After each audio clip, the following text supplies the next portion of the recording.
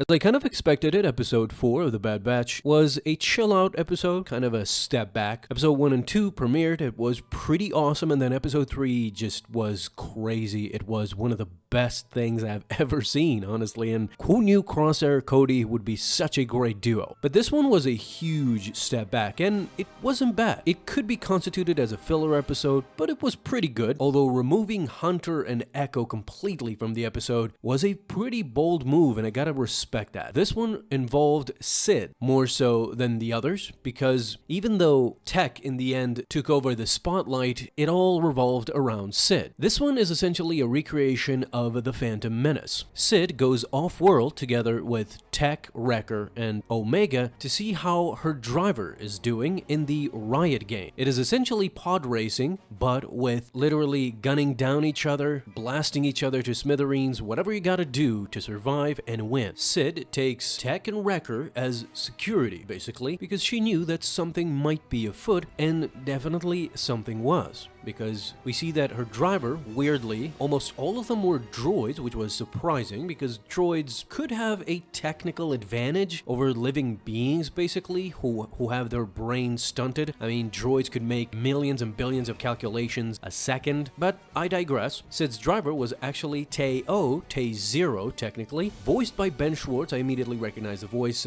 Ben Schwartz did voice Sonic recently in the Sonic movies, and Parks and Rec also, one of the classics.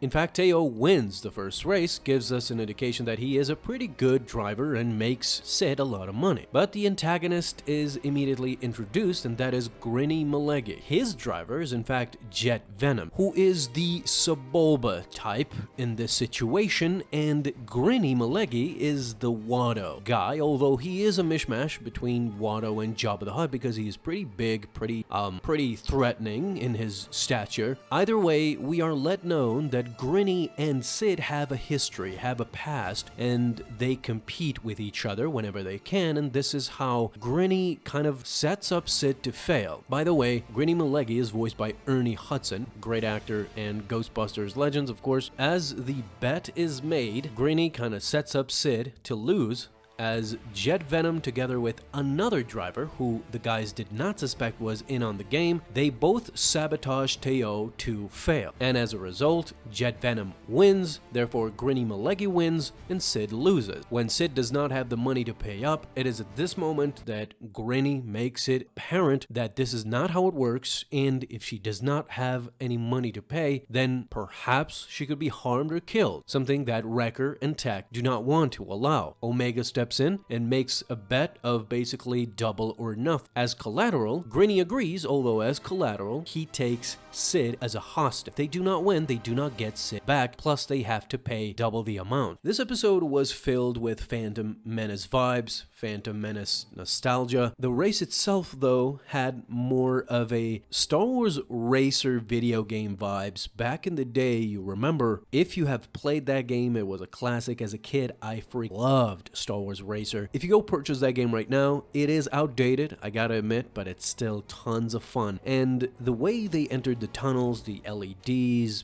basically the whole track was very reminiscent of those old tracks back in that video game. What caught me by super surprise is how kind of sneakingly dark this episode was, because the crowd itself was in danger and we didn't even know it. We didn't even think of it. As the pod racers are shooting at each other with full-on blasters, one of the drivers kind of loses control mid-race. As he's shooting, he turns towards the crowd, unexpectedly shoots towards them. The camera pans. Some of the crowd survived, but one of them got a bolt into the chest from the racer and he falls dead right then and there. The announcer simply dismisses this as, hey, this is part of the race and we are not liable for any injuries or death, and let's move on. Thank you for joining us. It's kind of crazy. This episode kind of showed the gritty and what kind of makes the Star Wars universe great, you know? We see that from The Mandalorian, now we see this from The Bad Batch. Like, sneakingly, they're kind of showing us that the dark undertones, the dark underbelly, underworld of Star Wars is pretty spectacular. It's kind of an anarchical universe that everybody is in charge of their own life. Nobody really has any bearing responsibility. It's kind of crazy, really, if you think about it. Either way, disaster strikes again when Teo is incapacitated just before the second race starts. Wrecker does put Teo back together, and he is prepping for racing, and clearly they do not agree on the strategy because Tech has overanalyzed everything and is suggesting to Teo that he takes measures as, for example, the ray shields in the front. More of a defensive approach than an offensive approach. And as Teo is disagreeing, he kind of steps onto the track and he gets pummeled by a racer. He gets disabled again, and ultimately it is do or die. This is when Tech steps up. He will race instead of Teo. It was pretty sad to see, but everybody kind of cringed and didn't want Tech to go through with this. For good reason, I think. Even as an audience, we've seen Tech be more of a low approach, kind of the computer guy who sits back in the office and the other guys go into the terrain to take care of the mission. This time around, though, Tech needs to get into the action, and he knows exactly what to do because once he gets into it, he falls behind immediately, and again, it was pretty reminiscent of Anakin in the actual pod race in the Phantom Menace. He falls behind, he has some troubles, but ultimately he knows what he's doing, especially when it comes to the defensive part. He goes so far as to drop his entire weaponry just because it was slowing him down. He needed to be faster. Taking it a step further, he goes through the left tunnel, which means it is basically a death trap, simply because it was in repairs. If you went through it, it meant certain death. Tech, though, has the speed advantage. This is what gave him that advantage to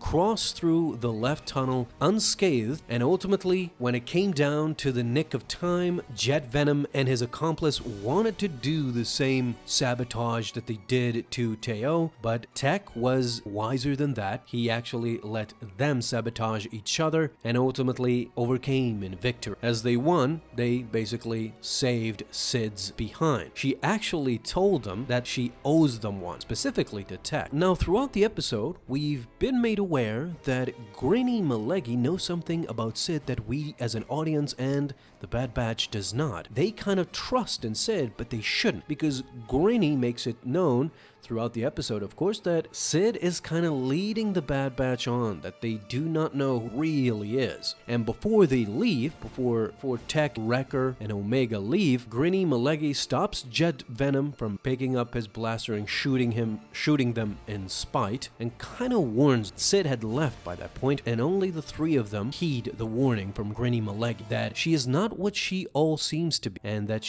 they should take very good care of themselves. Sooner or later, it is made apparent that Sid will let us down. The last warning Grinny gives them, watch your back. So does this mean that at some point in time, Sid will report them to the Empire? Does this mean that this is how the Bad Batch need to face consequences once and for all? Either choose to fight against the Empire with a sort of a prototype rebellion, or die fighting. Because this Sid situation is just a middle of the road thing that they just cannot sustain. All in all, a pretty interesting episode. It wasn't all that bad. Nothing compared to the other three, of course, but I really kind of expected it. What did you guys think? Thank you so much for watching. If you enjoyed, leave a thumbs up down below, subscribe for dailies. Now you have an awesome day, so I'll see you in the next video, and may the Force be with you. Till then.